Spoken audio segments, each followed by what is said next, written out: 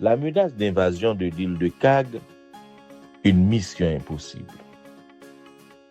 L'île de Cag, en effet petite mais stratégique, est devenue un enjeu géopolitique majeur.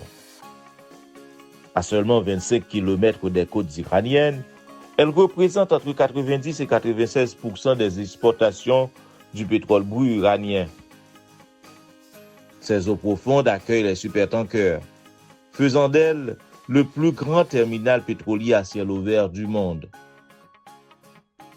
Pour les puissances militaires, s'emparer de Cag revient à une mission périlleuse, complexe et risquée. La tentative d'invasion de cette île est entravée par un verrouillage militaire extrême et un environnement fortement défensif. L'île est soumise à des menaces directes, avec des missiles anti-navires et des drones prêts à frapper tout intrus. Les gardiens de la Révolution ont renforcé sa défense avec des mines marines et des engins explosifs improvisés, rendant toute opération amphibie redoutable.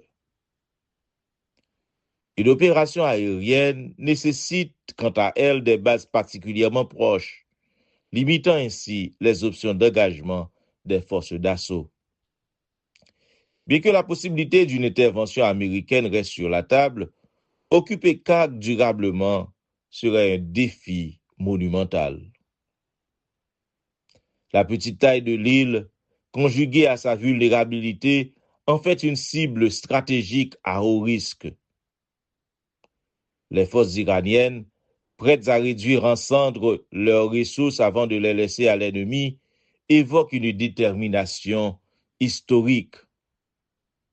Inspirés par les luttes passées, notamment par Jean-Jacques Dessalines le Grand lors de la Révolution haïtienne, ils adoptent une politique similaire à celle de la terre brûlée. Dessalines avait compris qu'il fallait résister à l'occupation française par une destruction totale. Il ordonna d'incendier villes et plantations, rendant ainsi l'approvisionnement de l'ennemi impossible. Cette stratégie de la tabula rasa est ancrée dans l'esprit de résistance des Iraniens, qui se disent prêts à tout détruire avant de leur céder à leurs ennemis. De plus, les analystes soulignent que le déploiement de mines rend toute opération terrestre hasardeuse. La tension est exacerbée par des menaces de représailles. L'administration de Donald Trump a évoqué l'idée d'une invasion ou de frappe militaire pour contraindre Téhéran. En réponse, l'Iran prévient que toute attaque contre Cag entraînerait des représailles dévastatrices sur des intérêts occidentaux dans la région. Ainsi, la situation sur l'île demeure tendue, oscillant entre frappes potentielles, opérations militaires ciblées et tentatives de diplomatie coercitive. La destruction des infrastructures de Cag pourrait déclencher une crise pétrolière mondiale, transformant chaque action en un acte à haut risque pour l'équilibre international. L'impact d'une telle crise expliquerait les hésitations répétées de l'administration américaine à agir contre les infrastructures énergétiques iraniennes.